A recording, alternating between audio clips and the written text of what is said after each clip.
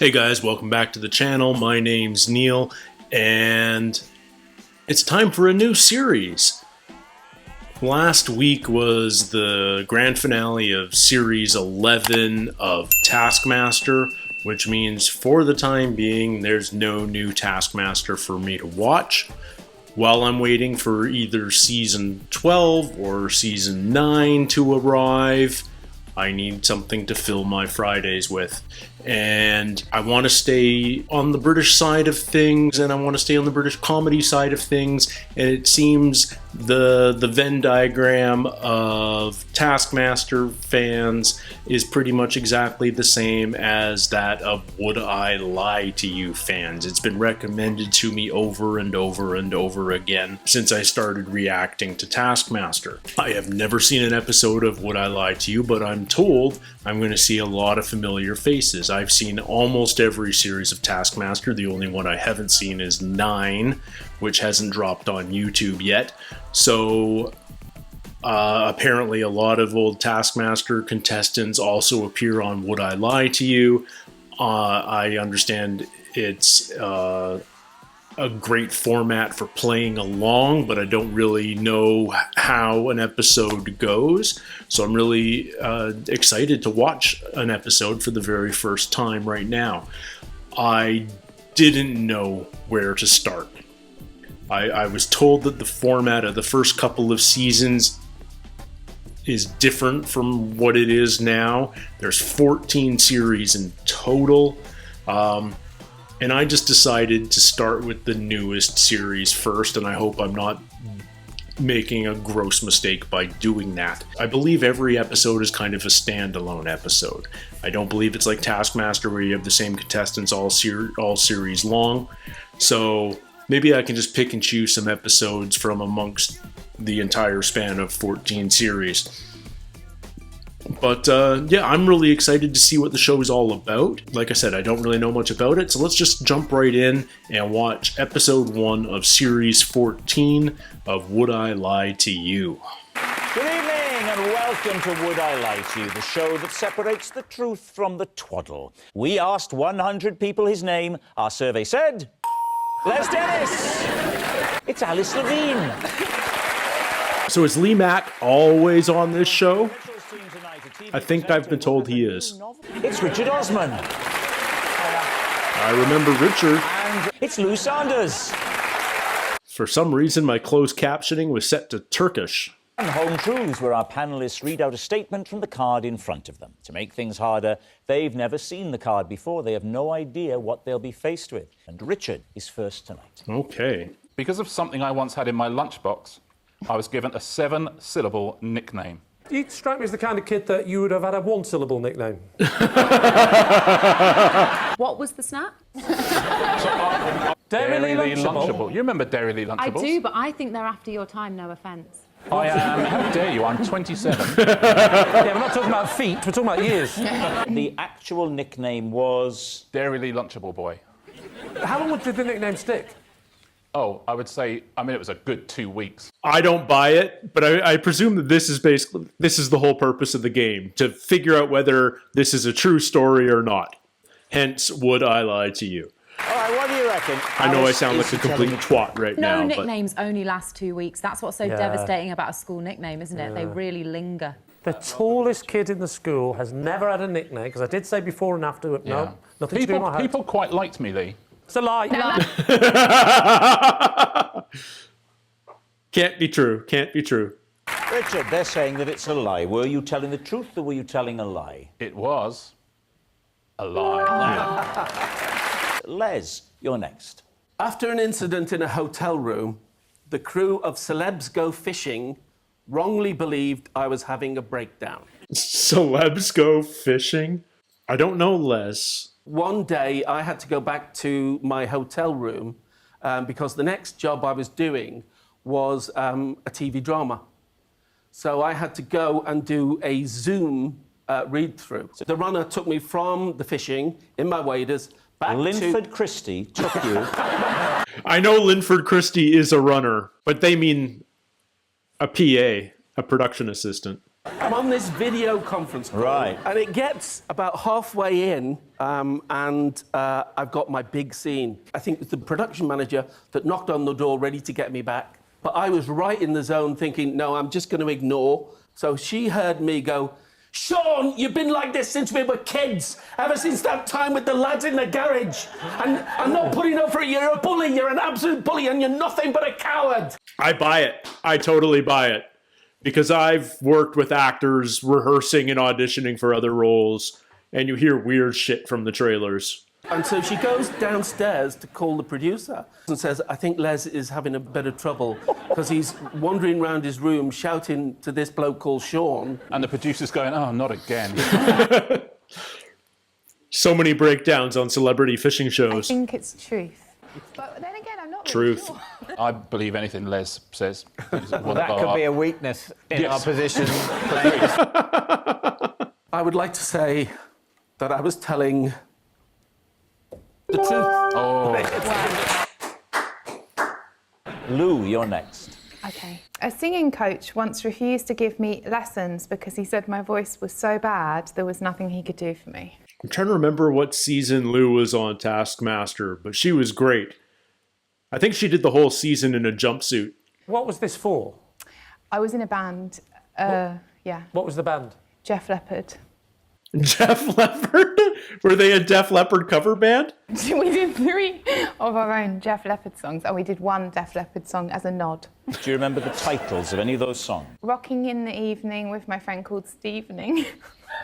That's so terrible, it has to be true. How did that go? Rocking in the evening with my friend called Stevening. I mean, the range is incredible. You couldn't let the producers know that Lou's having a breakdown, could you? So I'm getting the idea of the show. It's basically 6 comedians taking the piss out of each other. What song did you do at the lesson? It was the one from Mannequin. And we can build this dream together. Oh, wow. Yeah, no, I believe a singing coach told her she was terrible. I think I need to stop you there, Rob. It's true. I buy it. I now think it's a lie. Aye. I think it's a lie. You I think it's the lie? truth. True. Yeah. I got a pretty good bullshit detector and it wasn't going off. Our next round is called This Is My, where we bring on a mystery guest who has a close connection to one of our panellists. Please welcome this week's special guest, Roger. We have no idea who Roger is. So, Alice, what is Roger to you? This is Roger. He painted my living room the wrong colour twice. The first colour was, I believe, called Railings. It's a kind of navy blue. I wanted a dusty kind of plaster pink. What? That is quite different. It's quite different, yeah. And the second go? I got a pink that wasn't a dusty plaster pink. With having a Lancastrian accent, everything sounds a bit wrong, doesn't it? You love a bit of pink, don't you?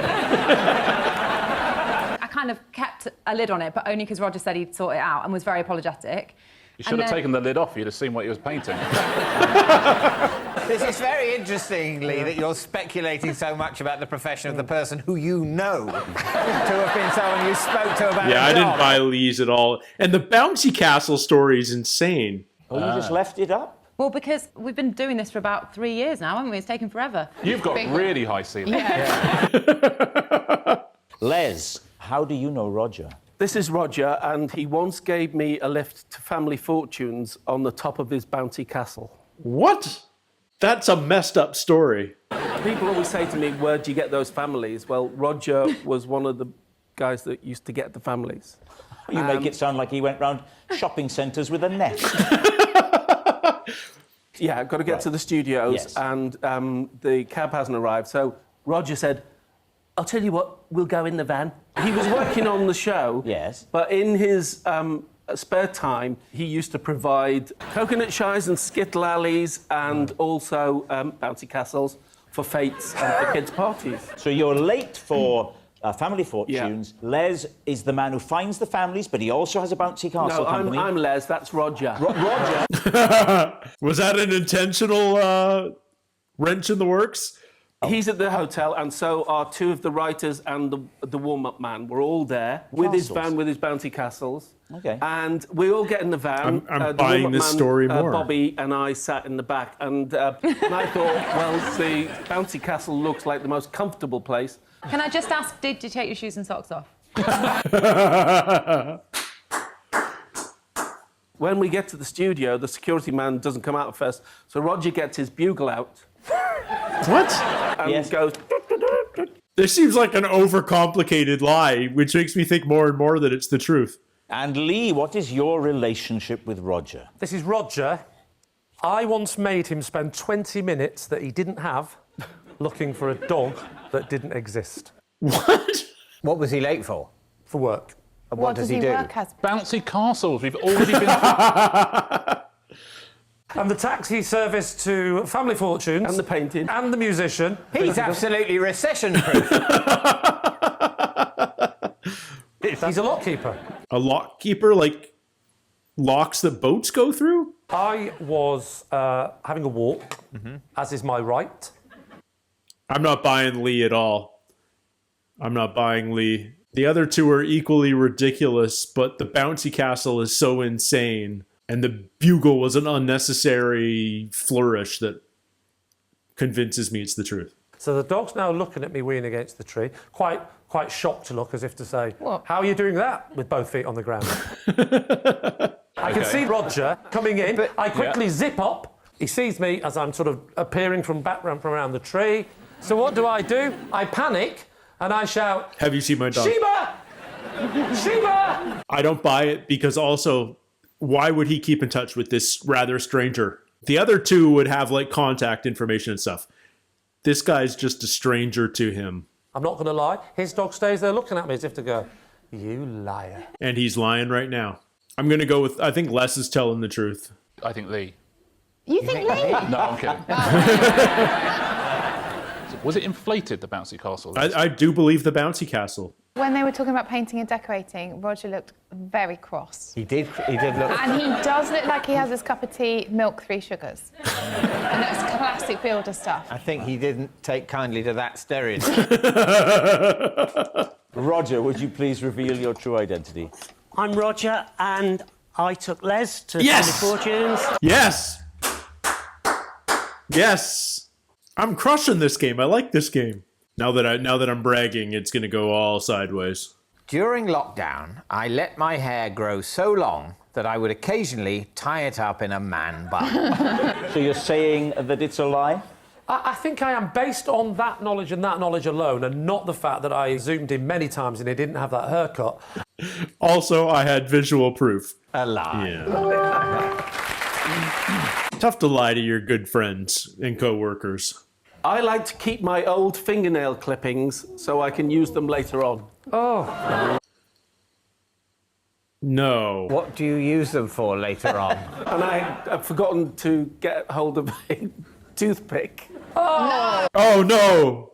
You use You keep your old fingernail clippings. as toothpicks. If I get a really good one that's got a nice hook in it. Yeah. I buy it. I believe him. I believe him. I'm hoping it's a lie. Yeah, we're all hoping it's a lie. But everybody's on quite tenterhooks. grossed out. But I think it's the truth. Or lie. It is, and I promise not to do it anymore now. It's the truth.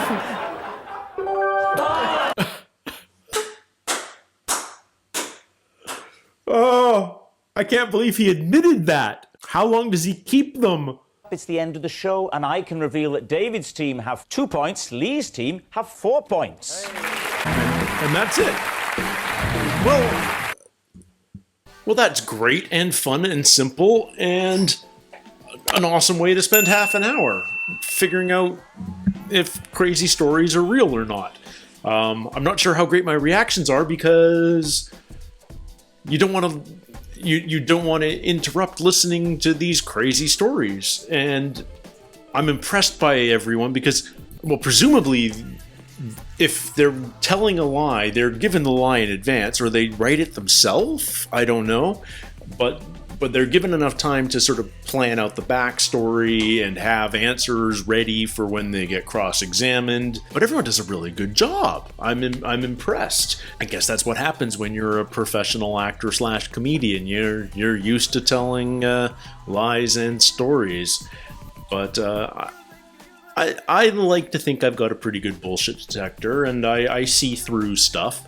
And I would like to think my performance on this premiere episode wasn't just a fluke, but we will continue to test that theory in future episodes. So I'm enjoying this. This is fun, and yeah, I could see a few more episodes of Would I Lie to You coming down the pipeline in future weeks. And thank you guys so much for hanging out. It's always a blast. I'd love to hear your comments below. If there's any episodes of WILTY that I should be looking for in particular, or those featuring any particular comedians, for instance, let me know, and I'll try and hunt those down and react to those in the future.